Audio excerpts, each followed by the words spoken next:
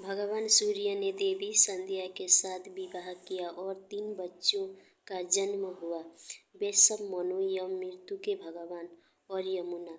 हालांकि संध्या सूर्य के लिए एक पवित्र पत्नी थी, लेकिन वह सूर्य की चमकदार प्रतिभा और गर्मी को सहन नहीं कर सकी। इसीलिए वह सूर्य की प्रतिभा का सामना करने के लिए, आवश्यक शक्ति हासिल करने के लिए तपस्या करने की इच्छा भी रखती थी। यह अपनी तपस्या के परिणाम स्वरूप हासिल की गई अपनी प्रतिभा को आगे बढ़ाना चाहती थी। संध्या ने एक औरत को बनाया और उसका नाम छाया रखा और कहा कि वह सूर्य की पत्नी के रूप में अपनी भूमिका का प्रतिनिधित्व करे और 3 बच्चों की देखभाल भी करे। हालांकि वह सूर्य भगवान के लिए अपनी योजनाओं को किसी के सामने प्रकट नहीं करना चाहती थी, इसलिए वह तपस्या करने के लिए जंगलों में चली गई।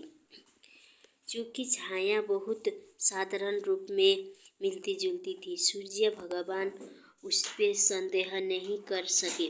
छाया के माध्यम से सूर्य भगवान के 3 और शिशु हुए थे, जो थे मनु, शनि और ताप्ती। इसलिए शनि को सूर्य के पुत्र और यम का भाई कहा जाता है। जब शनि छाया के गर्भ में थे, उसने भगवान शिव को प्रसन्न करने के लिए चमकदार सूर्य के नीचे एक गंभीर तपस्या की। चूँकि वह पूरी तरह से भगवान शिव की प्रार्थना और पूजा में डूब गई थी, दिव्य शक्ति गर्भ के भीतर बच्चे का पोषण करती थी। इसीलिए शनिदेव भगवान शिव को बहुत समर्पित थे। इसके अलावा जब छाया ने इतनी देर तक धधकते सूरज के नीचे तपस्या की थी, तो शनि गर्भ के अंदर काले रंग के हो गए थे। जैसे ही शनिदेव जन्म हुआ, सूर्य भगवान ने उनके रंग को देखकर तुच्छ जाना और इस बात पर संदेह किया कि शनि का जन्म उनके पास हुआ था। नाराज हुए शनि ने जब अपने पिता पर नजर डाली, शनिदेव ने जब अपने पिता पर नाराज नजर डाली, तो शनिदेव की शक्ति के कारण सूर्य भी काले रंग में झुलस गए थे। बाद में सूर्य ने अपनी गलती के लिए पश्चाताप किया और भगवान शिव की पूजा की, जिन्होंने उन्हें बताया कि क्योंकि शनि इतने काले थे।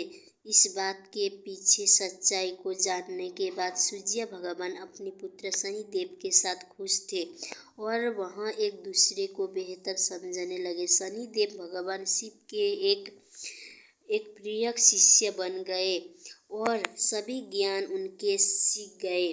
शिव शनिदेव की भक्ति और ईमानदारी से बहुत प्रसन्न थे, इसलिए उन्होंने उन्हें पृथ्वी पर पैदा हुए जीव पर उन्हें महत्वपूर्ण ग्रह का स्थान दिया। उन्हें उन लोगों द्वारा किए गए कर्मों का प्रभावों को वितरित करने का जिम्मेदारी दी गई थी। शनिदेव बेहतर उद्धार भगवान है। हालांकि कई लोग उन्हें क्रूर रूप में देखते हैं, वह अपने भाई यम, मृत्यु के देवता की तरह इतने न्यायप्रिय है। इसीलिए वह लोग द्वारा किए गए कार्यों के अनुरूप सही प्रकार के परिणाम प्रदान करते हैं।